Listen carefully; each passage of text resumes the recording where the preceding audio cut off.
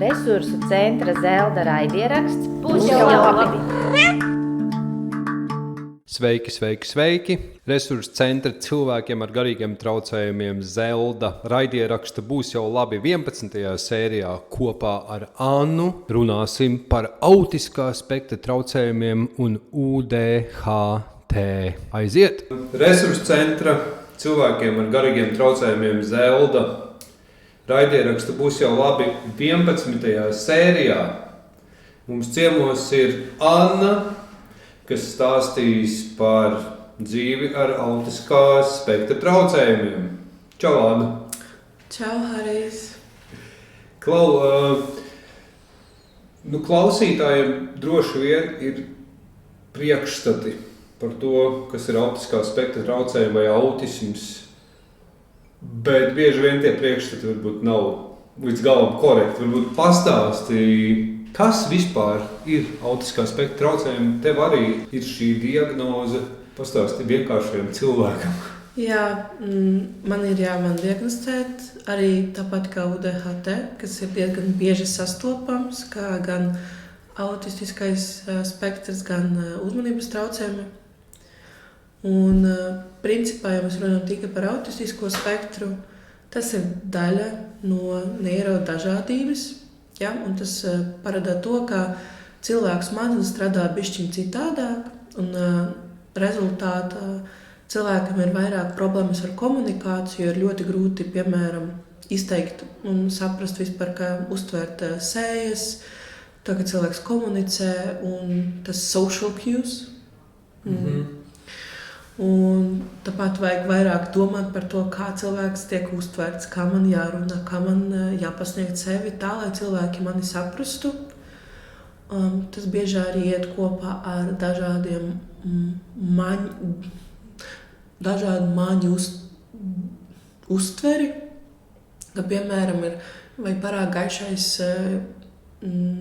apgaismojums, vai tur ir pārāk skaļa mūzika, vai pārāk daudz cilvēku, visi runā, ļoti grūti to visu uztvert, un ķermenis nemāk tik labi visu apstrādāt, un tā kā noteikti pievērst uzmanību kaut kādam vienam stimulam un ignorēt otro, un tas arī baigi nogurtinā, un principā tas arī ir tāds galvenais, kā ir cilvēkiem ir grūtības ar komunikāciju, tieši salasīt tas visas, tiešām tās slepenos noteikumus, kas mums ir sabiedrība, arī acu kontakts, vai tā, ka pilnīgi kā uzvesties kā parastam cilvēkam, par to jāmācās un visu laiku jāpielāgojas, lai cilvēki neuztvertu tevi kā tādu atšķirīgo, un dažreiz tas ir grūti, tāpēc arī tas ir traucējums, tas izraisa disfunkciju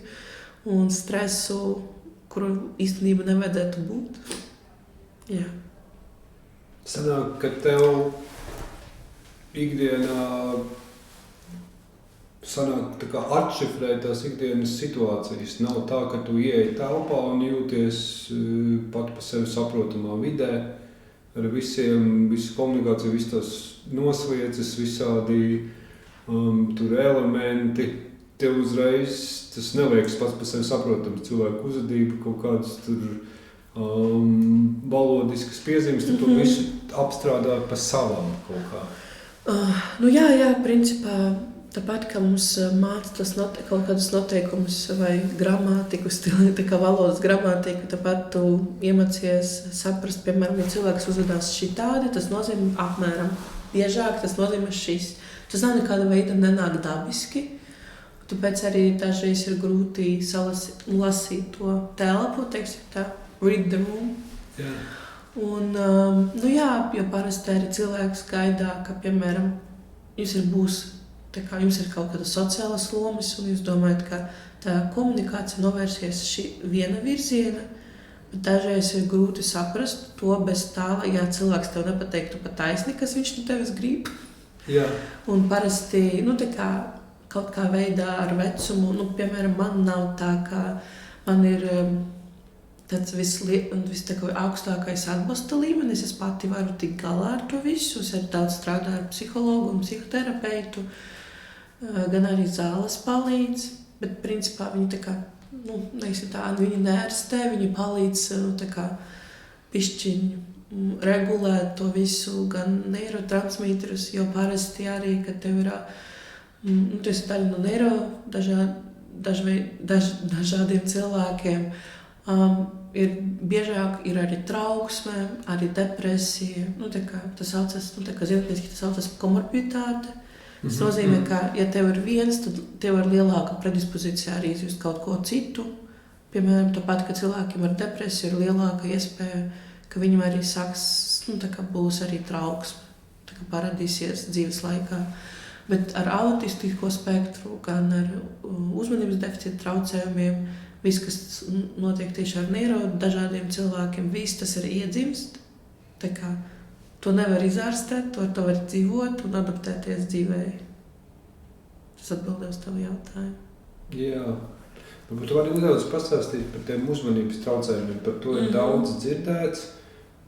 Vai tas nozīmē, ka tev visu laiku lēkā prāts, punktu A uz punktu B, vai tu grūti koncentrēties uz kaut ko vienu?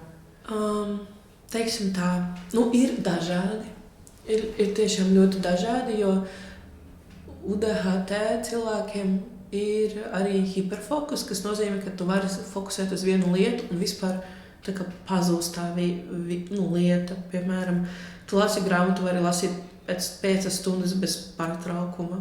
Bet kopumā ir tā, ka mūsu uzmanība nestrādā tā, ka strādā citiem cilvēkiem. Tāpēc, tipiskiem cilvēkiem, neirotipiskiem cilvēkiem tā uzmanība, selektīva uzmanība tiešām strādā citādāk. Selektīva uzmanība nozīmē, ka tu vari pievērst uzmanību vienam stimulam, bet ignorēt pārējos. Bet ar UDHT tas, diemžēl, nestrādā. Un tev grūti varbūt noturēt to uzmanību, ja nāk kaut kāds spēcīgāks stimuls, pat ja tas neatiecās uz to, kas notiek apkārt. Ka tieši grūti ignorēt un pēc tam atšķirt, un bieži tas notiek neapzināti, ka cilvēks nedomā, ka es pievēršu šīm stimulam vairāk laika, un šo es ignorēšu. Ir vairāk notiek tā, ka smadzenes nolēma, kurš ir svarīgākais, un uz to pievērš uzmanību, un tu vari noturēt to uzmanību, un ignorēt pārējos. Tāpēc, piemēram, kad es mācos, es ļoti bieži izmantoju bruno troksni, the brown noise, ja tas palīdz man, Kas tas ir? Brown noise? Es zinu, kas ir white noise. Ļoti līdzīgs, bet netik netik spēcīgs, bet viņš ir bišķi maigāk. Bet tā ideja ir viena un tā paša, jo principā tas izslēdz man visus stimulus, kas varētu būt kaut kāds kresls vai kaut kādas sarunas. Piemēram, es nevarētu pilnīgi pieķerties kaut kur, bet īpaši, ja tas ir saistīts ar lasīšanu vai tur, kur tev vajag iedziļināties, kad tu raksti, varbūt tomēr tev bišķiņ tā uzmanība ir noturīgāka, jo tu domā, ko tu uzrakstīsi, un tas bišķiņ tev centrēs uz to lietu, bet arī, kad tu raksti, ir diezgan grūti dažreiz, ja, piemēram, tu esi pārāk noguris vai ir pārāk daudz kādas skaļas stimulus, tāpēc, ka arī tas mājas uztver dažādas lietas bišķiņ citādāk. Ar UDHT ir, man paveicās, teiksim tā, ka man nav tik izteikts, bet tomēr man ir, un tas arī traucē dzīvot. Man jāizdomā un jāpielāgojas, un jāmeklē veidus, kā vispār darīt lietas. Tāpat tips and tricks. Un visiem tas varētu būt dažāds. Kas kam palīdz. Jā, jo atgriežot, piemēram, par autistisku spektru, man arī nav tik izteikts, bet ir. Un parasti man liekas, ka vairākiem cilvēkiem, tīpaši populāras kultūras dēļ, visiem tiem mēdījiem, seriāliem par cilvēkiem ar autistisko spektru, ir tīpaši par Aspergera sindromu, kas tagad nav atsevišķs neviena SSK tas ir slimības klasifikātora, nav atdalīts Aspergera sindroms, tas jau ir kaut kāds vecmodīgs, arhaisks, nevajag tā darīt un jautāt cilvēkiem, jo tas ir kaut kāds tāds labs autistiskais spektrs un ir kā ir slikti, nevajag tas atdalīt lūdzu. Tas nav baigi pareizi. Bet jā, ir kaut kādas savas perks, kaut kādas lietas par to, ka tomēr tev ir kaut kādas tādas tā kā rutīnas, ka tev patīk tos visus kārtot un dzīvot pēc rutīnām, un kad, piemēram, rutīna nesanāk, ka tu nevari izdarīt to, ka tu esi plānojis, tev ir tāda rigīda domāšana, tāda veida, ka tev grūti saņemties un kaut kā samainīt, un tas tev izraisa vairāk stresa, tā ka tu nesi tik flexible, tāds elastīgs. Resilient. Jā, tāds elastīgs varbūt ir bišķi grūtāk. Un tas arī ir viens no tām pamatiem lietām, par ko arī cilvēkus, kad diagnostē prasa, un arī ir specifiskas intereses. Visi zina, ka bieži tas ir kaut kādi dinozauri vai tur vilcieni, ir dažādi, bet ir kaut kādas lietas, kas cilvēkiem vairāk izteikts un arī saprotams no bērnības. Par to ir vairāk runāts, bet tās intereses varētu būt pilnīgi intereses, ko šis cilvēks diezgan daudz fokusējas fokusējas un daudz zina, un tas ir tāda pozitīva puse, bet arī tā nevar uztvert, īstenībā tā arī nevar teikt, jo nekad nezinu, piemēram, ja tev patīk vilcieni, tas nenozīmē, ka tu varēsi kļūt par mašinistu vai, nezinu, par vilcienu vadītāju vai tur, tas ir vairāk tādi vaļasprieki vai kaut kādas tādas fiksācijas, jā, kaut kā tā. Kā tu sāki un kad tu sāki nojaust vispār, ka tev varētu, kā tu sāki vispār par to domāt? Jā. Principā, kā vienmēr, ja mēs runājam par autistisko spektru vai UDHT, tas vienmēr ir par to, ka tas ir visu laiku ar tevi, kopš bērnības. Un, ja tu neesi tādā, kur tev nepieciešams lielākais atbalsts no ārpusējas un lielāka adaptēšana, tas nevienmēr ir pamanāms, bet vienmēr ir tāda sajūta, ka vai es pareizi saprotu šo situāciju, vai cilvēki par to runā, vai viņi tieši par to runā. Piemēram, man bija ļoti grūti ar jokiem dažreiz, īpaši ar kādiem sarkastiskām jokiem, jo tu tev vajag daudz laika, lai apstrādāt un saprast, ka tas bija joks. Okay. Tos zemtekstus, Jā, tās zemtekstus, jo tas ir tad, ka ir tie noteikumi, un tu tos nezini, visi pārējie cilvēki dzīvo tā, un rēģēt vienā veidā, bet tu rēģēt citāda veida, un tāpēc tu jūties, ka esi atšķirīgs no pārējiem, ka tu esi bišķiņ izolēts. Un, piemēram, tas bija visu bērnību, un arī pusauģu gados bija grūti vispār veidot komunikāciju ar cilvēkiem. Man bija daži draugi, viens, divas, es nerunāju ar saviem klases biedriem. Viss šīs man izraisies daudz stresa, lai vispār pienākt un sasveicināties. No attāluma, es varu tā roku pacelt, un viss, bet vai pateikt sveiki, bet man arī nebija tāda sajūta, ka man ir nepieciešams sasveicināties ar visiem saviem paziņām. Ja satikšu viņus pa ielu, es labprāt aizietu citā pusē, lai nesasveicināties. Tikai nav tā, tāpēc, ka man nepatīk šis cilvēks, bet man nav ērti. Jā, un es pati man diagnostēja autistisko spektru un UDHT diezgan nesen un pieaugušā vecumā. Un tas arī ir viena no lielākām problēmām. Man liekas, ka tagad mūsu slimības klasifikātori, kurš izmanto Latviju, kas ir pārtulkoti, SSK-10, UDHT tiek uztverta kā tādā bērnu diagnoze, kā ļoti reti, ne visi ir gatavi arī izmeklēt un diagnostēt pieaugušus cilvēkus, jo viņi ir pietiekami, jo kas nozīmē traucējums? Tas nozīmē, ka tas tev traucē dzīvot, ka tu nevari pielāgoties, un tas ir ārpus tām normālu sadalījumu. Ja? Un ja tu vari to visu darīt, tev nevajag diagnostēt. Tas nav tā, kā tas ir, tev kaut kāda veida palīdzēt. Varbūt tev izrakstītu stimulantus, bet ja tu tieki galā bez tiem, viens nekā baigi neko nerakstījis. Un tāpat ar autistisko spektru, protams, tāpēc, ka tas ir tāds, tas jau iedzimts, ne visi diagnosticē tieši pieaugušiem, un tas arī ir, man liekas, tāda liela problēma. Bet kā es saprotu, ka man ir, tāpēc, ka es nezināju, kā uzvesties, bieži es izvēlējos psiholoģiju, studēt psiholoģiju, un mums bija viens priekšmets, mēs runājam par bērniem, un par UDHT, par AST, autistiskā spektra traucējumiem, un es skatos uz to aizbergu par tiem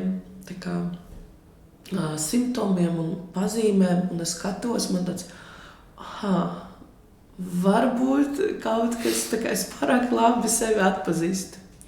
Un tāpēc man bija tāds, varbūt tieši tā, jo, pirms tam man diagnosticēja depresīvus, vidējo depresiju, teiksim tā, netika... Vidēji smagu? Vidēji smagu, jā, depresijas epizodi ar somatiskām pazīmēm un trauksmi, ģeneralizēta trauksmi. Un man visu laiku es gāju diezgan citīgi un atbildīgi gāju pie psihologa, pie psihoterapeita, pie psihiatra, bet baigi man tas nepalīdzēja. Varbūt kādām lietām es vairāk labāk tiktu galā, bet kopumā man visu laiku bija interese, kāpēc notiek tā, kā notiek, ka man nav tā trauksme, es neuztraucos par citu cilvēku viedokļiem vai kaut kas tam līdzīgs, bet tā trauksme, tāds iekšējs nemieris, viņš paliek. Un bija tāds, varbūt tas ir kaut kas iedzīves. Un tas nav tā, ka saistīta tieši ar situāciju konkrētu vai situācijas grupu, teiksim tā, bet ar kaut ko, kad es ar to, kā esmu kā cilvēks un kā esmu dzimusi, un kā manas smadzenes un man neironu tiklojumi strādā. Un es aizgāju pie psihologa, jo principā diagnosticēt var caur izmeklējumu, psihologa izmeklējumu, vai arī pie psihiatra, bet caur interviju, tādu slēgtu interviju ar tiem tipiskiem jautājumiem, kas cilvēki jautā, un arī ir dažādas aptaujas. Bet kopā man nāk pie psihologa, sākuma tie uztaisīja to izmeklējumu, pēc tam pie psihiatra ar to atziņu no psihologa. Es aizgāju, tāpēc, ka es domāju, ka man ir UDHT. Par autistisko spektru es vispār nebiju domājusi. Tāda veida, ka, labi, ne. Es es tam neredzēju. Un es aizgāju, visu nokārtoju, man pateica, ka tomēr UDHT man it kā ir, bet ir tādas, esmu kaut kas tāds atipisks, kaut kas, tāds nav ļoti izteikts, bet man arī iztaisīja, es arī aizpildīju aptauju par autistisko spektru.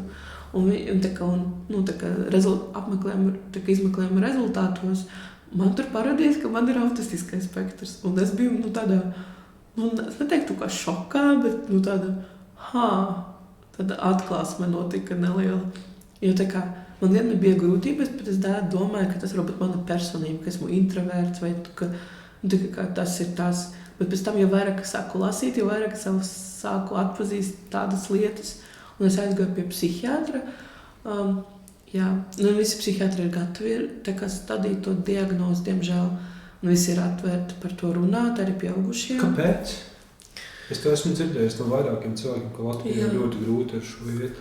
Principā, man liekas, ka eksistē tā veca skola, tāpat kā cilvēkus izraksta Xanaxu, ka tev ir trauksme, tev to alprazolāmu, kas baigi neviens tagad jau neuztver kā tādu iedzīgāko medikamentu, bet kaut kas ir iemācīts iepriekš, ka uzmanības deficīta traucējums ir hiperaktivitātes traucējumi, tas visu laiku ir saistīts ar to, ka, ja tas ir parādīts bērniem, tas ir bērniem, ja tu tiki galā līdz pieaugušai dzīvē un tev nediagnosticē, tas nozīmē, ka tev nav. Vai tāpat kā ar autistisko spektru, ja tev nevajag tādu lielu, lielu atbalstu, un tu pati māki pielāgoties, tad tev nav. Bet jo vairāk mēs runājam, gan vairāk zinātniski, akademiski pētījumi tiek taisīti, jo vairāk arī skatoties uz to, kas notiek sabiedrība, un tas normas tiek varbūt definētas bišķi noteiktāk un elastīgāk, jo, tāpēc arī es aizgāju, apzināties, ka aizgāju pie jaunākas psihiatris, jo viņi ir pārsvarā arī atklātāk un, teiksim tā, updated tiem visnesen pētījumiem un izmeklējumiem un tā kā ar to visu, kas saistīt ar pētniecību.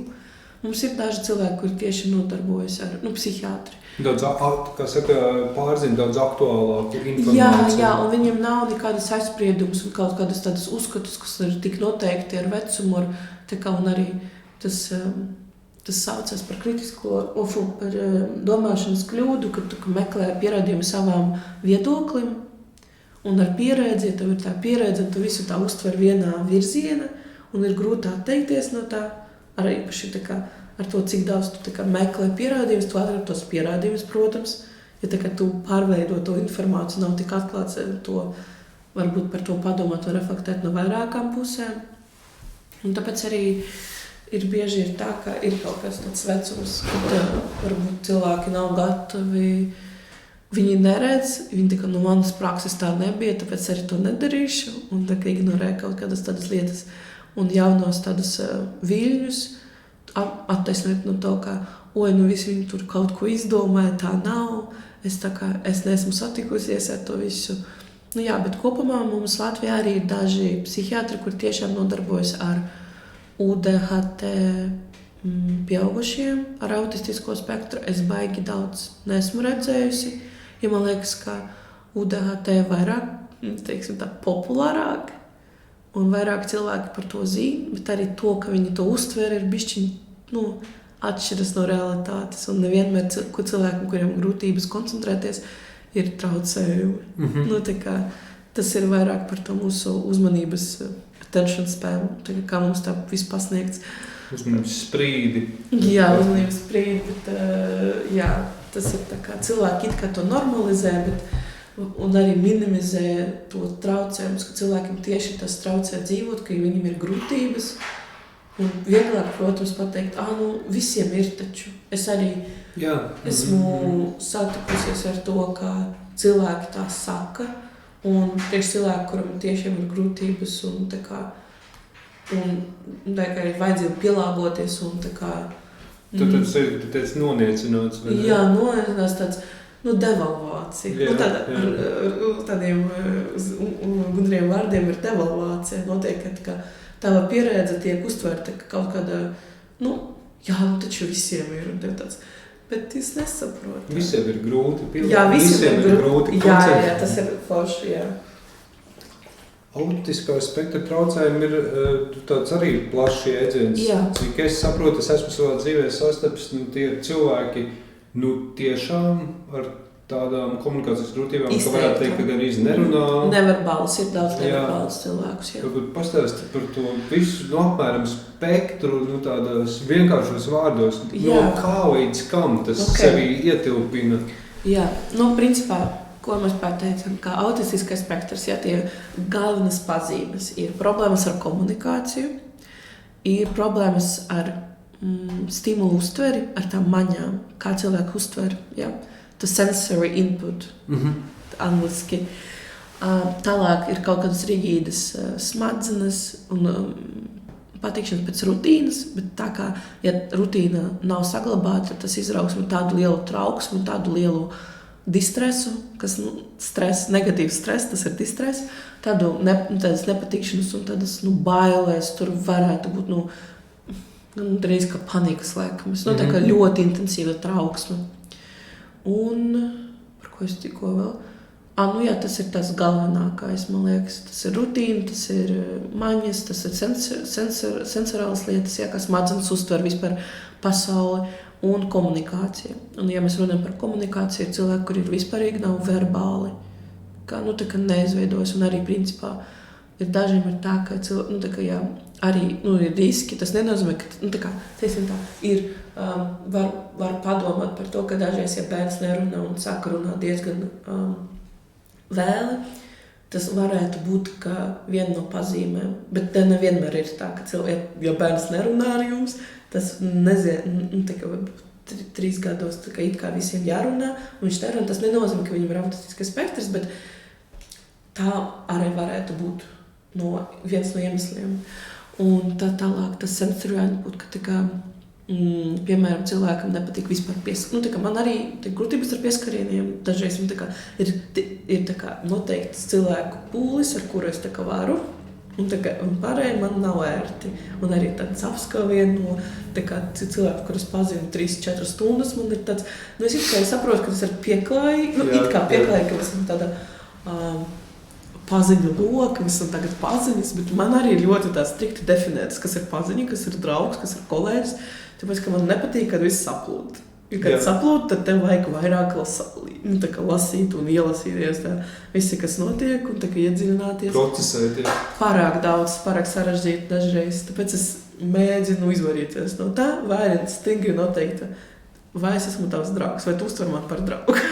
Dažreiz to, kas iemācījies arī dilot, ir tā, ka labāk pataisni jautāt. Un, ja cilvēks tad nevar, viņam tas nepatīk, tas nozīmē, varbūt tas nav tāds cilvēks. Viņš nav tik, nav grūti pateikt pataisni dažreiz. Un dažreiz ar vienu draudzi mums ir tāds joks, bet arī tā. Ne ļoti, ka viņi izteic kaut ko sarkastisko, un viņi redz, ka es nevaru saprast, tas, bet pārsvarā viņi pacēla pirksti. Okay. Jo cilvēki, kuriem ir tieksme vairāk izteikties sarkastiski, tev grūti saprast dažreiz. Ir tīpaši, ka tu esi noguris. Bet mēs runājam par tām. Komunikēt cilvēks var būt neverbāls pilnīgi, var arī būt verbāls, varbūt arī dalīties ar vairākam lietam. Un, piemēram, ziniet, ir tas trauma dump. Kad tu sāki kaut kādas lietas par sevi diezgan tādas intīmas vai personīgas, cilvēkiem, kur tikai pazina ne tik daudz. Dažreiz tā arī autistiskam spektram varētu būt, jo nav saprotas tas robežas. No tās puses, ka no konteksta tev grūti salasīt kontekstu, un tu grūti saprast, vai es varu ar to dalīties, vai es nevaru ar to dalīties. Tas nav tā, kā cilvēks tur meklē uzmanību. Dažreiz, ja mēs runājam par autistisko spektru, tad dažreiz ir tā, ka tu nesaproti, vai tev ir atļauts, vai tas ir vai tā var. Un tu kā tā uztver, kā tomēr var, bet tu nepareizi salasīji kontekstu. Un tāpēc arī vieglāk dažreiz, ja sabiedrība pieņems, ka ar paziņām mēs par tādām lietām nerunājam, tev vajag iegaumēt to. Tev vajag izlasīt un aizāvas arī ielikt. Un par sensoram lietām varētu būt, ka cilvēkam vispār nepatīk, kā pieskaries, kad ir skaņas, ka vispār ir tā trauksme izraisa tieši vide. Ka, piemēram, ir ļoti daudz arī cilvēkus. Es redzēju Instagramā tādas rīles par video ierakstus. Par to, ka, piemēram, ir frizieris, kurš strādā tikai ar bērniem vai ar pieaugušiem ar autistisko spektru. Un viņam visas ir tas rotaļas, tur vai arī klusāks tas, kurš skūv, visi tie instrumenti ir pielāgoti tā, lai mazinātu iespēju tai sensory overload, sensorālai pārslodzē. Jā, un par rutīnām, ka cilvēkam ir tik rigīdas smadzenes, tas nozīmē, ka smadzenes, kuriem patīk rutīna, un ja rutīna tiek salauzta, tur kaut kas mainījies, tev ļoti grūti pielāgoties tam, ka kaut kas jāmaina un tev kaut ko jādara citādāk. Pat ja mēs runājam par transportu, piemēram, tu nokavēji transportu, tu brauc parasti ar 8, tramvāju, bet tagad tev jābrauc kaut kā ar 5, un tev tāds, ko man darīt. Tas ir baigi tāds pilkts piemērs, nav labākais, bet tas arī varētu izraisīt trauksmi un pārslodzi. Mēs visu laiku runājam par to, ka viss, kas notiek apkārt, tiek uztverts kā tāds tikai nedroši, bet tu arī nevari caur maņiem to uztvert normāls, Mēra, normāls jā, sadalīts jā. cilvēks, kuram maņas bišķiņ citādāk strādā, un tāpēc mēs arī runājam par to, ka tas ir tieši par to, kā mūsu smadzenes strādā un kā tie neironi tiklējumi, un cik daudz tas tiklējums un kāda veida viņi izpaužās. Tas ir vispār tā neirozinātne, tur baigi tur iegribas nevajag, bet kopumā cilvēks varētu vispār būt neverbāls. Mēs runājam tādā cilvēkam, kuram ir, man liekas, tur ir tikai 3 līmeņi pēc atbalsta, ja? Un tā kā tam 3. līmenim, jā, man liekas, ka 3. ir vissmagākais. Pielieksim tā, ka tas ir 3. Es to neparbaudīšu, bet gribētos īstenībā, bet man liekas, ka 3. Ka cilvēks varētu būt pilnīgi neverbāls, ka cilvēkam nepatīk pieskarieni, un tā kā, piemēram, arī gaišai, tas gaišs apgaismojums vai skaļa mūzika, vai kaut kādas tipiskas skaņas, nezinu, varbūt tur skaņas, kas ir pilnīgi normāli, kad tu brauks transportā vai pārējais, tāpēc cilvēki izmanto austi. Pārlieku stimulāciju. Jā, pārlieku stimulāciju, tieši tā. Un arī par tiem rutīnam cilvēki, kuri tā kā, ja kaut kas, tu nezinu, tu parasti tev ir tā kā, mēs velkam sarkano džemperi trešdienas, un ja trešdien nav sarkana džemperi, tas ir stress, tas ir kaut kas tāds, kas izraisa tādu lielu trauksmi. Un dažreiz arī cilvēkiem ir grūti ne tikai atpazīst citu cilvēku emocijas pēc sejas, bet arī savējos. Tāpēc arī ļoti svarīgi ir runāt par emocijas, emocijas macīšanu, tas mūsu intelektu, emocionālu intelektu. Jā, protams, tas ietekmē, bet arī cilvēks nevar atpazīt savas emocijas, viņš nevar saprast, kā viņš jutās.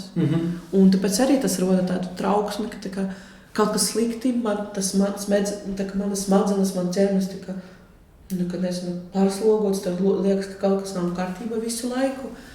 Un to var izraisīt tādas sīkas lietas, ka, piemēram, nezinu, ka pusdienas ir nevis 1, bet 2. Jā. Tā kā pilnīgi tas ir tāds smagākie gadījumi, teiksim tā. Un jā, es esmu tādā spektra, bet tādas sākuma spektra. Man ir, es iemācījos vairākas lietas par to, ka cilvēki jutās, kā es jūtos, kā tas man ir emocijas, un tas ir viss darbs ar psihoterapeitu, par to emocionālu intelektu. Kas ir ar to? Es zinu, viens tāds stereotips tiek kultivēts kino, stāstos, grāmatās. Es nezinu, vai doktoram Hausam gadījumā viņš neskatījās, ka viens tagad tips ar to saucamo autismu spektru ir tuvu ģenialitātei bieži vien. Jā, bet man liekas, ka ja mēs runājam, kas tas ir? Ja mēs runājam par doktoru Hausu, viņam, man liekas, bišķiņi arī vairāk antisocial behavior. Jā. Tur tikai, un es nezinu, cik viņš bija autists, uz autistisku spektru, bet ir tādas TV show arī par ārstu, saucās Good Doctor. Es vēl nezināšu, bet sapratīšu. Jā, bet viņš tur tieši izteikti tāds, viņi sauc to par aspektu, bet tas nav, mēs tā nerunājam. Nevajag jo, ja mēs runājam tā, ka ir kaut kāds labs autistiskais spektrs, tas nozīmē, ka ir kaut kas slikts. Jā. Tas ļoti stigmatizē. Un cilvēki, tāpēc, ka, teiksim tā, dažiem cilvēkiem, es arī uztveru, ka sevi, jo to, ka es izvēlos kā profesiju, tas man ļoti interesē, un tas es varu hiperfokusēties uz to visu. Man visu laiku ir jautājumi, visu laiku gribas kaut ko jaunu uzzināt. Tas ir tā tieksme, tas speciāls intereses. Teiksim tā, dažiem cilvēkiem tas visas TV šovas ir tā, ka tas viņas ģenialitāte īstenībā ir tā autistiskā cilvēks spēja ļoti daudz iedziļināties viena konkrēta tēma. Tāpēc, piemēram, arī īstenībā ir daudz programmētāju, kuriem ir autistiskais spektrs. Jo visi ir teikt, ka cilvēkiem palīdz cipari un pārējais. Un, piemēram, ja mēs runājam par to, es nezinu, ka būs latviski Silicon Valley. Jā, Silikona ielē, jā. Tur īstenībā pēc pētījumiem ir vairāk cilvēki ar autistisko spektru, jo tas ir tāds, ka viņi aizbrauc uz turienes, pārvācās. Jā. Un un viņi atrod sev partnerus. Un viņi, jo tas ir iedzīvs, ja cilvēkam ir varbūtība, un ja ir tavam tēvam vai mammai vai tuvajiem radniekiem, arī varbūt vispār tava ģimenē ir šis, tev ir arī predispozīcija tev to dabūt. Nezinu pēc interesēta, bet ir tā, ka, piemēram, Silicon Valley ir vairāk cilvēku ar autistisko spektru nekā salīdzinot ar citiem rajoniem, kā Amerika tas bija pētīts. Un tas ir skaidrots ar to, ka cilvēki brauc uz turienes darba dēļ, un tie cilvēki, kuri ir interesi, viņi ir, varbūt, es neteikšu predisponēti, ir daudz programmētāju, cilvēki, kurus nodarbojas ar informācijas tehnoloģijām, kuram nav, bet it kā tie cipari, viss tas, tas varētu būt arī viens no interesēm. Un tāpēc, ka cilvēki pārvācās uz turienes, tā komuna, tā kopiena paiet, palielināt. Un tāda veidā. Bet arī to, ka mēs runājam par to, kas ir autistiskais spektrs, kas nav arī paplašinājis pēdējos gadus laikā. Man ļoti patīk, es skatījos klausījos podcastu. Jā, Bezbarodovs, jā, un viņš ļoti labi stāstīja par to, kā vispār izpaužas autistiskais spektrs, par ko, bija ļoti labs podcasts, viņš runāja bieži par bērniem vairāk, bet, lai kļūtu par pieaugušu, tev jābūt no sākuma bērnām. Principā tas ir ļoti bija interesants. Arī tāpat, ka, piemēram, ja arī grūtniecības laika kaut kas notiktu, kaut kādā, piemēram, infekcija, tas arī var paaugstināt risku. Tas nevis riskus, bet iespējas. Tas nenozīmē, ka tur ir tā kazualitāte, bet ir tā, ka, ja kaut kas arī notiek grūtniecības laika, tas arī var mainīt to, ka mēs attīstāmies un paradīt to, kaut kas mainītos mūsu smadzenes un kaut kāda veida tas radīja to anomāliju. Es nezinu, man nepatīk runāt par to, ka tas ir kaut kas nepareizs, bet ārpus normāli. Jo es tā neuztveru, man liekas, ka dažreiz ir grūti, protams. Bet tas ir kaut kāds tāds, nevajag skatīties uz to, kā vai jā vai nē. Tas viss vienmēr ir par spektru. Ir lietas, kurās, piemēram, cilvēks nav tik izteikts, bet tomēr viņam ir, bet viņš tik labi forši pielāgojas jau pie tā, ka jādzīvo, bet mēs arī par to runājam, ka, piemēram, cilvēki, kā es minēju arī par to depresiju un trauksmi, jo viss tā pielāgošana aizņem resursus un var aizņemt vairākus resursus, un, ja, piemēram, nav nekāda veida, kā tos papildināt, tas var izraisīt depresijas stāvokļus, gan lielāku trauksmi, ja tu visu laiku domā par to, vai es pareizi uzvedos, vai es nepareizi uzvedos, tā sociāla trauksme vai parastā trauksme. Tas uzturi to savu sociālo normālo tēlu. Jā, tas saucas par maskēšanu, masking. Tas visu laiku ņem tavu resursu, vai ne? Jā, un tāda veidā, tāpēc arī ļoti populāra lieta, kā autistiskais vai neirodažādība,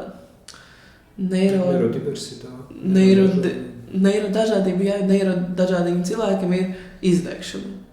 Un visiem ir izdegšana, bet to, ka tas strādā varbūt biežāk ir tā, tas ir tā patiesība, jo es arī baigi bieži ar to varu satikt, ko es, parasti, ja, piemēram, tā vīde nav pārāk draudzīga, man vairāk pie tā jāpielāgojas, tas nogurums vienalga sakrājas, un neko nevar ar to izdarīt.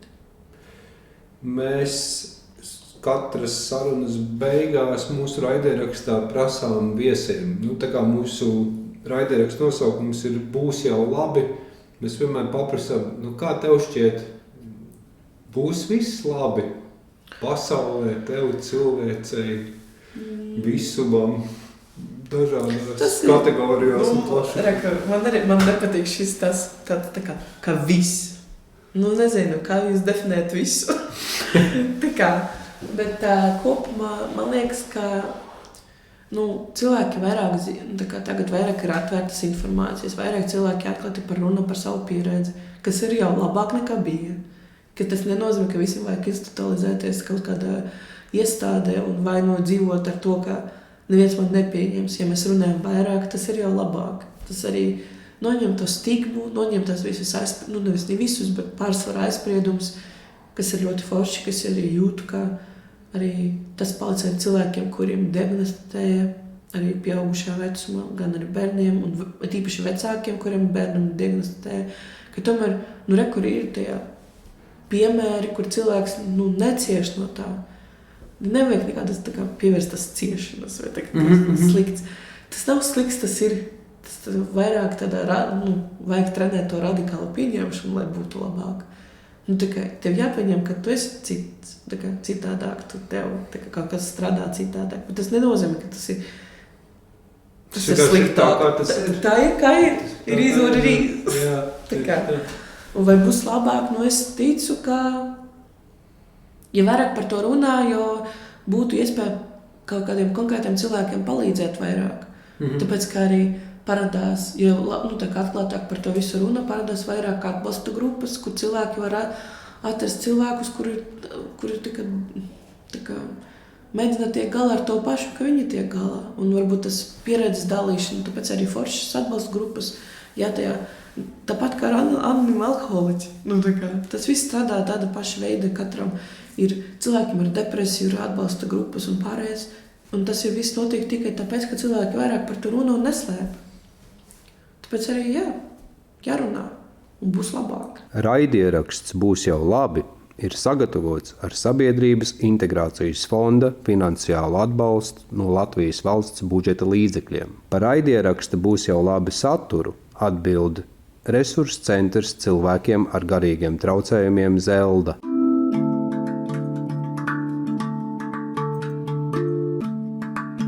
Resursu centra Zelda raidieraksts Būs jau labi!